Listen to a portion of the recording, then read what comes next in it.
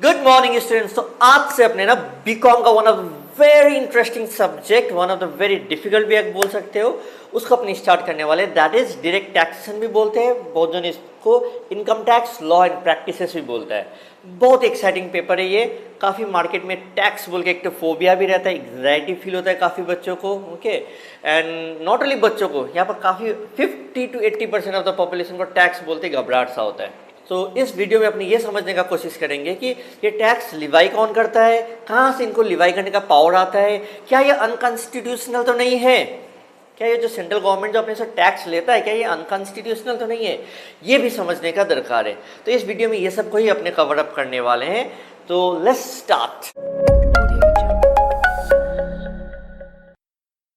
तो यहाँ पर देखिए, सबसे पहला ना यूनिट 1 जो रहता है ऑलमोस्ट सब जगह बेसिक कंसेप्ट रहता है। तो बेसिक कंसेप्ट में सबसे पहला चीज ये समझने का दरकार है कि why the hell taxes are levied. ये टैक्स क्यों लिवाइड, क्यों टैक्स पे करना पड़ता है, चाहे वो इनकम टैक्स हो, जीएसटी हो, सर्विस टैक्स हो, क्यों वैट हो, सिक्योरिटीज ट्रांजेक्शन टैक्स हो, ये सारी चीज़ अपने क्यों लिवाई किए जाते हैं। ऑब्वियसली देखो, अपने जो समाज को चलाने के लिए, देश को चलाने के लिए आप लोग इंडिविजुअल लेवल में तो अपने आप का नीड को पूरा कर लेते हैं, लेकिन एक सामाजिक रूप में जब एक नीड को पूरा करना होता है ना, तो सब कोई सेल्फिश हो जाता है।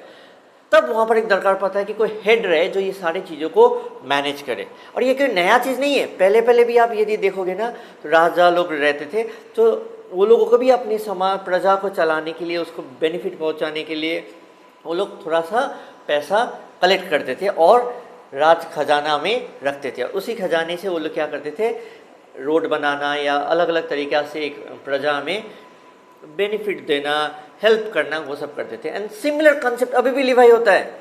सो इसीलिए टैक्सेस लिवाइड होता है। सो नेक्स्ट आता है who the hell Levi taxes, ठीक है।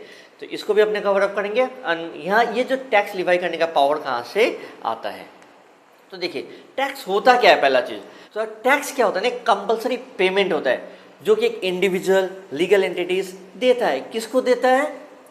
The person who is responsible for the governance, जो कि अकाउंटेबल है हम लोगों को एक बेटर सर्विसेज प्रोवाइड कर पाने के लिए। तो वो लोगों को हम लोग ये टैक्स देते हैं। कोई सड़क में चलते हुए किसी आदमी को हम लोग टैक्स नहीं देते हैं। Getting it? So it is a compulsory payment for better governance. हम लोग को उम्मीद होता है जब हम लोग टैक्स पे करते हैं ना कि ओ आज हम लोग टैक्स पे किए, जीएसटी पे किए, तो हम लोगों को रोड्स मिलेगा, इंफ्रास्ट्रक्चर मिलेगा, हेल्थ फैसिलिटीज़ मिलेगा, एजुकेशनल फैसिलिटीज़ मिलेगा। ये अपने कुछ उम्मीदें रहती हैं, जुड़ी हुई रहती है। सो नेक्स्ट आप देखते हैं कौन करता है ये। सो यहाँ पर जैसे मैंने बोला गवर्नेंस, और इंडिया में जो गवर्नेंस होता है, सिंस वी नो इंडिया का जो सिस्टम होता है ना, फेडरल सिस्टम है। इतना बड़ा देश को मैनेज करने के लिए कॉन्स्टिट्यूशन में बोला गया कि इसको देखो इतना बड़ा देश है, इसको मैनेज करने के लिए हम लोग इसको स्टेट्स में डिवाइड करते हैं। India is A union of states, ठीक है। तो जब हम स्टेट्स में डिवाइड कर देते हैं तो ये क्या होता क्या है ना, यहाँ पर स्टेट को भी कुछ पावर दे दिया, रिस्पॉन्सिबिलिटी दे दिया कि आप इस सेगमेंट में भला करो अपने एक छोटे से पॉपुलेशन के लिए, ठीक है। एंड एक बड़े लेवल में, एक इंडिया लेवल में, कंट्री लेवल में भी एक रिस्पॉन्सिबिलिटी दिया जाता है जिसको हम लोग बोलते हैं सेंट्रल गवर्नमेंट को दिया जाता है, ठीक है। तो सेंट्रल गवर्नमेंट, स्टेट गवर्नमेंट दोनों ही एक गवर्नेंस का हिस्सा है। ये लोग टैक्स कलेक्ट करते हैं सो दैट कि हम लोगों को बेनिफिट पहुंचा पाए। तो यहाँ पर देखिए, India has a federal system of governance with clear demarcation of power between central government and state government, and they have their own responsibilities and accountability to fulfil them.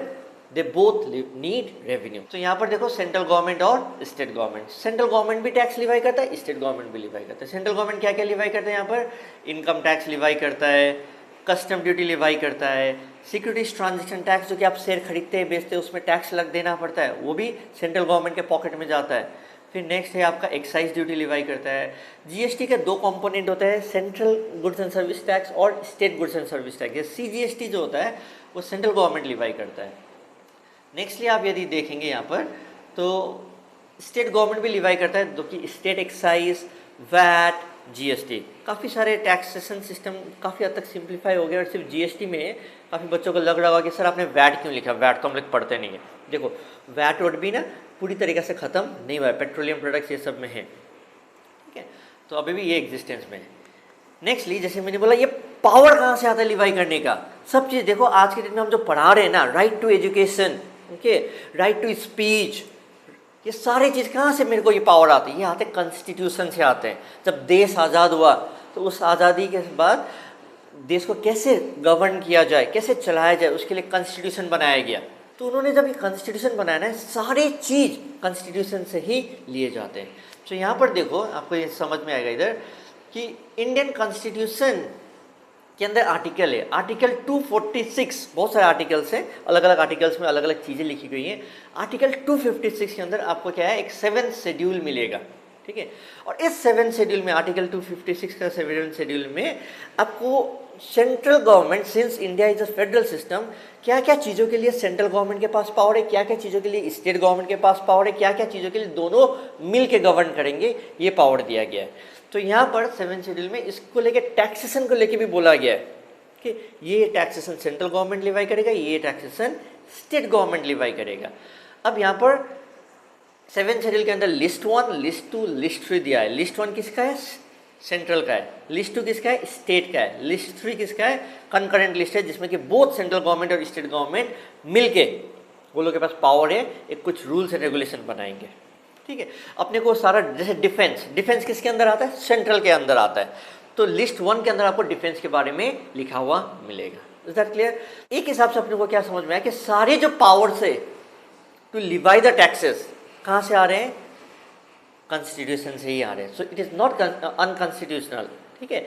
And ये जो tax Levi करना है वो कहाँ से power आ रहे हैं? आप जैसे यहाँ पर दिख रहा है, आपको दिखेगा, जैसे मैंने लिस्ट 1 का एक स्क्रीनशॉट लेके रखा है कॉन्स्टिट्यूशन ऑफ इंडिया का, तो आप इधर देख पाइएगा कि लिस्ट 1 में बहुत सारे, अराउंड 1992 आइटम्स है, जिसके अंदर आपको 82 आइटम्स, एंट्री 82 में आप देखिएगा taxes on income other than agricultural income, ठीक है। इसका मतलब ये जो टैक्सेस है, जो लिवाई किया जाता है, इसका जो पावर है सेंट्रल गवर्नमेंट के पास लॉ बनाने का, वो कहाँ से आता है? यहीं से आता है। Because of this power only वो लोग क्या बना के रखा हुआ है? एक एक्ट बना के रखे, लॉज बना के रखा हुआ है, income tax act. Is that clear? So ये इनकम टैक्स एक्ट 1961, ये जो लॉ बनाने का पावर कहाँ से है? कॉन्स्टिट्यूशन से। कहाँ से? एंट्री 82 में ये लिखा हुआ है। कहाँ पर? 7 शेड्यूल में। कहाँ पर? आर्टिकल 246 में। और ये कहाँ पर है? कॉन्स्टिट्यूशन में ये लिखे गए हैं। ऐसे बहुत सारी चीज़ों के ऊपर, custom duty, duties on excise, corporation tax, taxes on capital value, ये सारी चीज़ों के ऊपर जो कानून बनाना है वो कौन बनाने वाला है?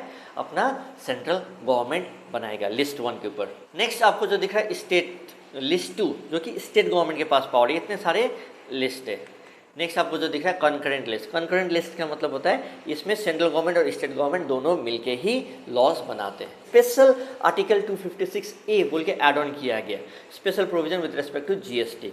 सो ये जीएसटी किसके अंदर है? आर्टिकल 246A में पावर दिया जाता है। इसके अंदर आपका सेंट्रल गवर्नमेंट, स्टेट गवर्नमेंट दोनों ही मिलके आपका टैक्स कलेक्ट करते हैं। और कुछ पार्ट सेंट्रल के पास जाता है, कुछ पार्ट स्टेट गवर्नमेंट के पास जाता है। तो अपने को टैक्स क्या होता है, कैसे लिवाई किया जाता है, कहाँ से पावर आता है टैक्स लिवाई करने का, ये क्लैरिटी आया, ठीक है। मैं भी एग्जाम में ज़्यादा ना पूछे, लेकिन ये समझना भी जरूरी है कि आदमी के पास जो ये ना सोचे कि ये अनकॉन्स्टिट्यूशनल है, सेंट्रल गवर्नमेंट को नहीं लेना चाहिए, ये फालतू में ले रहा है, क्यों, कैसे, कहाँ से पावर आता है। It is very important for you to know, then एक अंडरस्टैंडिंग डेवलप होता है। आई होप ये जो छोटा सा वीडियो था आपके लिए फ्रूटफुल हुआ, एक अंडरस्टैंडिंग मिला आपको, ठीक है। एंड ये सारे नोट्स ऑब्वियसली आपको एक मेरे व्हाट्सअप चैनल में मिल जाएंगे, ओके। एंड वहाँ से आप इसको डाउनलोड कर सकते हैं, ये PDF, ये मेरा जो वर्किंग नोट्स रहने वाला है, okay. So bye bye, take care, thank you all, and please do like, comment, share and subscribe the channel.